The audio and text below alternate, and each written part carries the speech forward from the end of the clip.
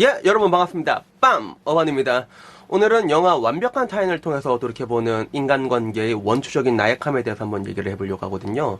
뭐 여러분들도 영화를 좋아하겠지만 저도 영화를 굉장히 좋아합니다. 그래서 최근에 본 영화로 따지면 사바 되게 재밌게 봤거든요. 사바 되게 재밌게 봤고, 그 전에 봤던 영화가 극한직업을 제가 혼자 보고 갔는데, 사실 극한직업은 제가 진짜 별로였어요. 진짜 별로였는데 천만 영화는 일단 까면 안 된다는 게 제 지론이라 가지고 일단 패스는 하는데, 근데 영화가 약간 이런 게 있는 것 같아.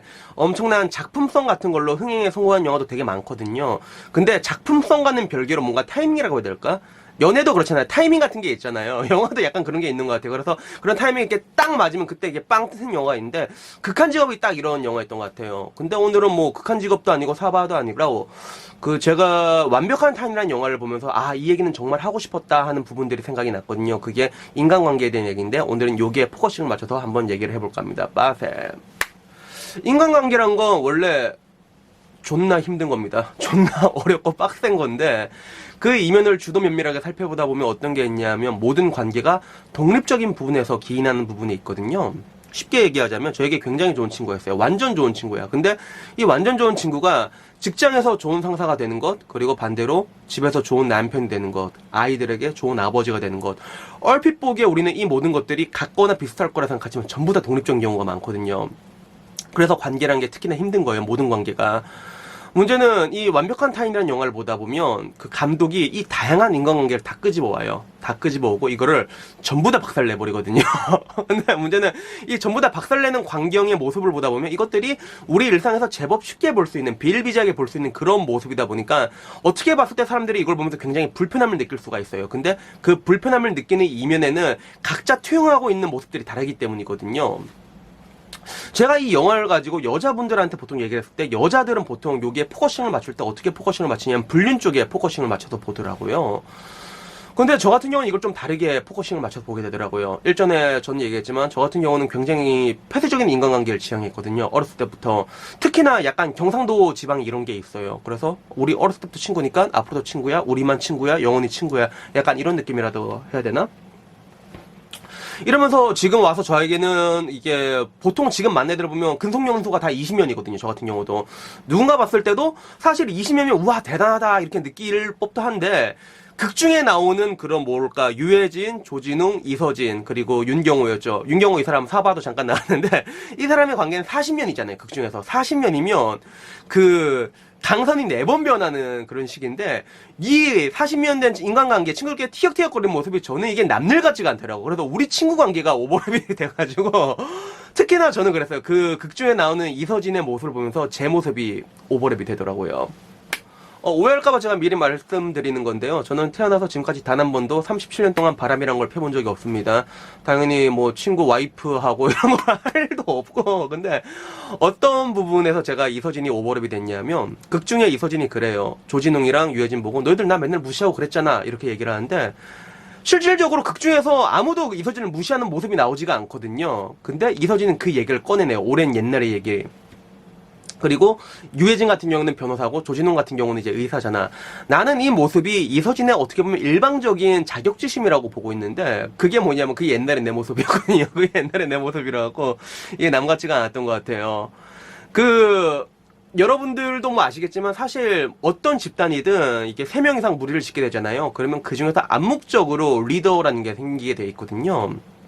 리더라는 느낌보다는 발언권이 조금 강한 사람이랑, 그리고 반대로 조금 약한 사람, 이런 식으로 이렇게 나오게 돼 있는데, 남자들 같은 경우는 이 발언권이란 게 어렸을 때는 무조건 이제 그냥 힘의 논리에 좌지우지 되다 보니 그냥 싸움 잘하는 놈이 그 대장이었거든.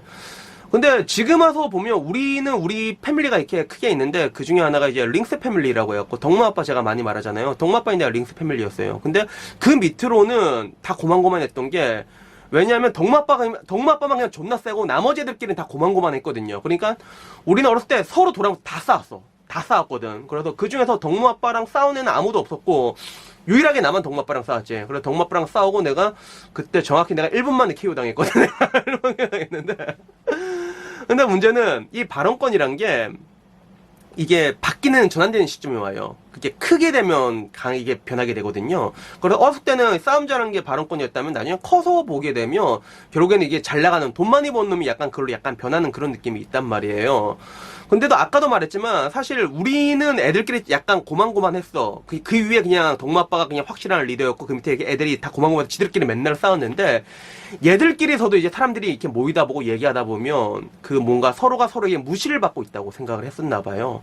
그래서 이렇게 나도 나대로 싸우고 미친 개도 미친 개대로 싸우고 결국에는 저랑도 미친 개 싸우고 한 2년 동안 안 봤거든요. 씨발 새끼, 개발 새끼 존나 싸우고 난 다음에 막 2년 동안 안 보고 난 다음에 지금 와서 또 되게 잘 지내, 미친 개랑. 왜래 지금 와서는 미친 개랑 화해하고 다른 애들이랑 조금 소원해졌다고 해야 될까? 이런 식으로 이렇게 돌고 도는 그런 관계가 형성이 되어 있는데 결론적으로 이쪽 패밀리는 뭐라고 해야 될까, 지금 와서는 미친 개가 패권을 장악했거든요. 옛날엔 덕마아빠가 대장이었고 거의 20년 동안 덕마아빠가 철권 통치를 했는데 지금 와서는 미친 개가 왕위를 찬탈하고 아무도 그 미친 개한테 함부로 말을 못해. 나도 미친 개 뭐라고 말하면 그래 다들 눈치 보는 약간 그런 느낌이라 될까. 근데 결국에는 이거는 이쪽 패밀리는 이렇게대로 됐는데 사람 관계란 게 좀 그렇잖아요. 집단이 있으면 이게 A, B, C 이렇게 나눠서 만나게 되는 경우가 있잖아요. 저도 그랬거든요. 여기 C라는 집단이 이제 미친개 집단이라면 A 같은 경우는 요새 내가 가장 자주 보는 것 중에 하나가 똥그리하고 황과장 이렇게 A로 보고, 그리고 B가 그 연호 아빠하고 이렇게 애들 또 보는 패밀리가 있어요. 그러니까 A, B, C 애들 전부 다 알아. 그래서 한 번씩 근데 따로따로 보는 경우 있죠. 웬만하면 따로따로 만나는 경우. 그래서 따로따로 만나다가 어쩌다가 야 너 어디야? 조인되면 그때 교집합이 이렇게 합집합이 딱 이렇게 전환되는 경우가 있는데, 근데 그렇지 않고 이렇게 따로따로 만나게 되는데 그 중에 이제 이 가운데 있던 연호 아빠라고 있는데 이 만났던 팀이 완전 다 파토가 났거든요. 이게 왜 파토 났냐면 차라리 링스 패밀리, 덕마빠 패밀리처럼 서로 치고받고 싸우는 게 왜래 나요. 서로 씨발로만 개발로만 이렇게 뭐 1년 2년 안 보더라도 그러더라도 이게 뭔가 싸우는 과정에서 그 협의점이 생기게 되거든요. 내고라고 해야 될까? 아, 얘가 2 이상 넘어가면 이제 이건 정말 싫어한다. 어렸을 때는 애들이 별일 없는데 나중에 크게 되면, 커서 싸우게 되면 일이 커지거든요. 그러면 커서 싸우게 되면 이제 뭐라고 할까, 이게 붙어도 예전 같지 않다는 느낌이 들면서 서로 간에 각별하게 조심하게 되는 그런 것들이 생기게 된단 말이에요. 어렸을 때는 싸워도 아무런 문제가 없는데 커서는 싸우면 이제 문제가 생기니까 그런 과정을 서로가 겪으면서 서로 뭐라고 할까, 그런 마지노선이라고 할까, 거기에 대해서 확실하게 학습을 하게 되거든요. 근데 문제는 이 연아빠 이쪽은 뭐냐면 애들이 좀 내향적이야. 속으로 삼키는 애들이 많거든요. 그러다 보니까 어렸을 때 문제가 없었던 것도 크게 되면 문제가 생기는데 거기에 대해 가지고 애들이 뭔가 표출을 해야지 이게 암묵적인 그런 합의점이 생기는데 그게 없다가 계속 혼자 삼키다가 일이 빵 터지는 거야. 친구 중에 연아빠 패밀리 중에 쓰레기라는 애가 있었거든요. 얘가 왜 쓰레기냐면 보통 20살 돼서 딱 술 먹다 보면 애들이 술을 처음 먹어본 애들도 많잖아요. 그리고 이제 고백 풀린 망아지처럼 막 주사도 엄청 나오게 되고 자기가 몰랐던 술버릇이 발현되게 되는데 이때 얘가 갑자기 술 먹다가 사라진 거야.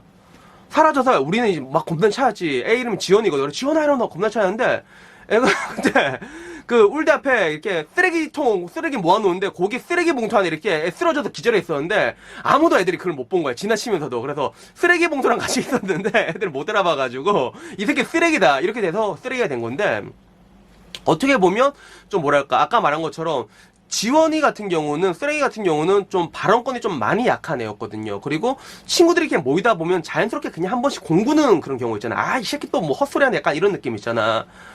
그러니까 여러분들한테 지금 내가 확실하게 말해줄 수 있는 거는, 지금 이제 좀 20살쯤 되면 감이 올 거예요. 20살 넘어가면, 어렸을 때는 감이 없는데 20살 넘어가면 이렇게 얘기하면서도 아, 얘 좀 기분 나쁠 것 같은데 그런 감이 오게 되는 게 있거든요. 그 감이 조금이라도 오잖아. 그건 무조건 200% 잘못한 거예요. 그러니까 지금 와서 내가 생각했을 때 그 쓰레기라는 애가 그거를 다 참고 있었던 거야. 우리는 얘 별거 아니겠지라고 말했는데 우리 사이에서도 이렇게 참아왔던 것에 대해서 얘가 거의 막 5년, 10년, 20 거의 넘게 계속 꾸역꾸역 참고 있었던 거야. 결국엔 이게 터지면 어떻게 되는 줄 알아요? 아예 안 봐요, 애가. 우리 쪽 이게 연호 아빠들 어째 이쪽이 약간 좀 다들 파토나서 따로따로 노는 느낌인데 이 쓰레기라는 친구가 아무도 안 봐요. 딱 한 명 보는 애가 있는데 걔가 누구냐면 걔가 연호 아빠거든요. 왜 연호 아빠 보냐? 연호 아빠는 뭐라고 얘기 안 했거든 그때도. 애들이 막, 야, 이 새끼야, 왜 그러는데? 막 이렇게 쫑크 주고 그런 거 있잖아. 그때도 연호 아빠는 그걸 한 번도 준 적이 없거든, 얘한테. 그러니까 얘가 결국에는 연호 아빠만 만나게 되더라고요. 그래서 나도 결국에는 그런 걸 보면서 내가 이렇게 사람을 한 명 놓쳤구나라는 생각을 그제서 이렇게 하게 되더라고요.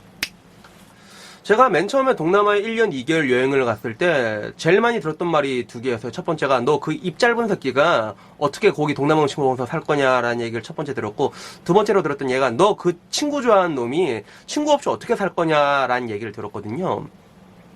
나도 정말 신기했는데 실제로 내가 해외에 나가면서 다양한 사람을 만났잖아요. 거기 나가면 다 처음 만난 사람이니까 이 사람들이랑 만나고 이제 술 먹으면서 느꼈던 것 중에 하나가, 기본적으로 인간 그런 본연의 고독함이라는 것들은 일단 사람을 만나기만 하면 그런 것들이 해소가 되는구나라는 것들 첫 번째로 느꼈는데, 두 번째가 뭐였냐면 제가 해외에 있는 1년 2개월 동안 친구들이 두 번씩 넘어왔거든요. 세도라는 친구 제가 가끔씩 제 유튜브에 댓글 다는 친구 있어요. 얘가 대학교 때 내 유일한 친구인데 얘가 두 번 왔고, 그리고 황과장 이 친구가 두 번 왔는데, 이 친구들이 딱 왔다가 떠나잖아요. 그러면 그때마다 그날이 굉장히 고독해요. 그게 느껴지더라고요. 그래서 한 번은 마지막은 어땠냐면, 마지막은 아직도 기억나는 게 호치민에 있을 때 세도가 간 날이었어요. 그리고 저는 이 친구 보내고 다음날에 캄보디아를 점프했는데, 이 친구 침대가 내 2층이었거든요. 깜깜한 방인데 이 친구가 이 병신 같은 새끼가 불을 안 끄고 간 거야. 그러니까 깜깜하면 불이 켜져 있잖아. 불이 켜져 있더라고. 그래서 속으로 저 새끼 불도 안 끄고 간 놈 새끼 이러고 있는데, 근데 이상하게 그 불을 끄기가 싫더라고요. 그날따라 너무 끄기가 싫은 거야. 뭔가 이제 아까 말한 것처럼 오래된 친구들을 만나고 나가면, 외래 낯선 타지에서도 사람들이 이렇게 이방인들끼리 만나면 내가 고독하다는 사실은 몰랐는데, 오래된 친구들이 이렇게 왔다가 가니까 그날 밤만큼은 뭔가 굉장히 외롭더라고요. 그래서 그게 느껴졌거든요. 저는 뭐 늘상 그런 뭔가 장기적인 인간관계에 대해 가지고 되게 강조를 하잖아요. 여러분의 인생에서 오래된 인간관계란 것들은 굉장히 좋아요.